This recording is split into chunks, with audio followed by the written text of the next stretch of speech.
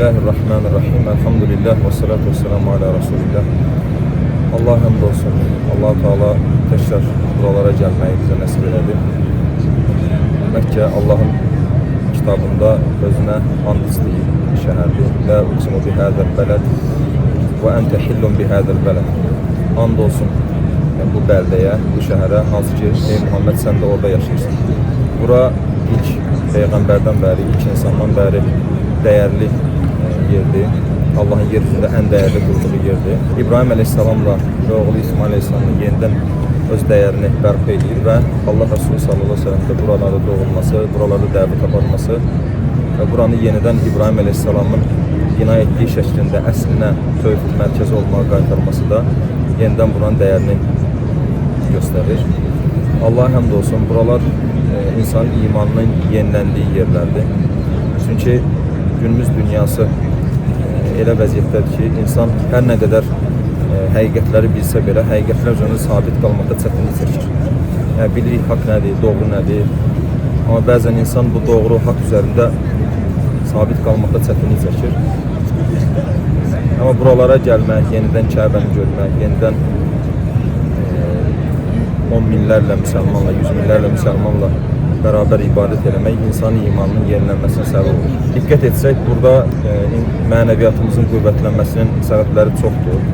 Qeyd etdiyimiz kimi, uca Allahın bura verdiyi bir bərəkət var.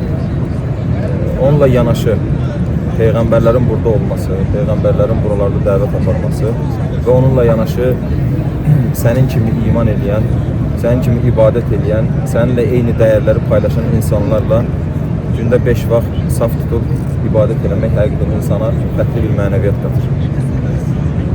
Necə ki, Allah-u Teala o mutmainə olmuş nəfsdən, yəni Allahın istədiyi kimi həyat yaşayıb bu dünyadan ayrılan insanların ölüm anından bəhs eləyərkən qullarımın arasına gir və cənnətimə gir deyə bəhs edir. Çünki Allah cənnətini sevdiyi qulların yeri olaraq qərar qılmışdır. Bu dünyadayken bizim kimi inanmayan insanlarla beraber olmak insan için sıkıntıdır. Allah'a ahireti inkar eden insanlarla bir yerde olmak ve fasiklerle bir yerde olmak insan için sıkıntıdır. İnsan bunun mənəvi ağırlığını hiss edir.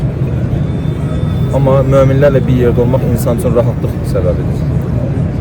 Ve həqiqi mənada o inkarçıların, fasiklerin olmadığı, yalnız Allah'ın sevimli kullarının olduğu yerde Allah'ın cənnətidir. Onun için de Allah-u Teala ölüm anındayken müminlere belə xitab ediləcəyini bildirir.